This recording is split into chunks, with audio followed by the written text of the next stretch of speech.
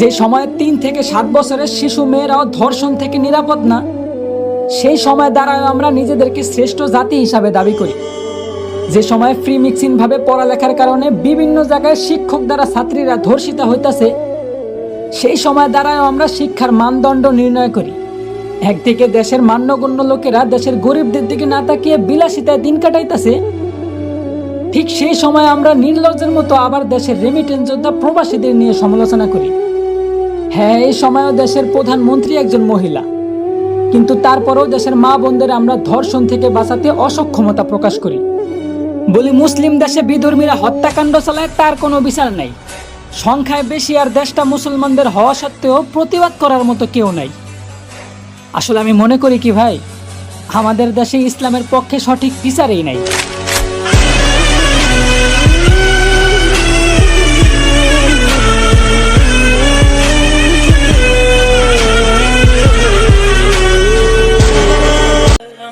নেতার পিছনে ঘুরিয়া শেষ করবা নিজের যৌবনকাল, আবার বাইবার একবার নামাজ পড়া কাটায় দিবা নিজের বুড়াকাল।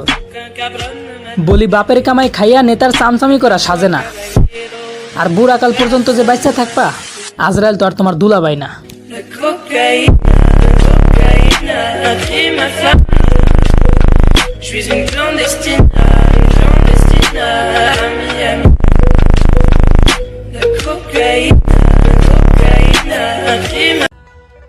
যেই দেশের প্রধানমন্ত্রী একজন নারী, ওই দেশে আজও নারী ধর্ষণ বন্ধ হয়নি।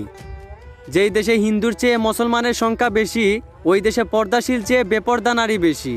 এই সমাজে মানুষ আপন মা বাবাকে বিদ্রোহ আশ্রমে রেখে আসে, আবার তারা এই সমাজে মাথা উচ্চ করে নিজেকে উচ্চ শিক্ষিত দাবি করে।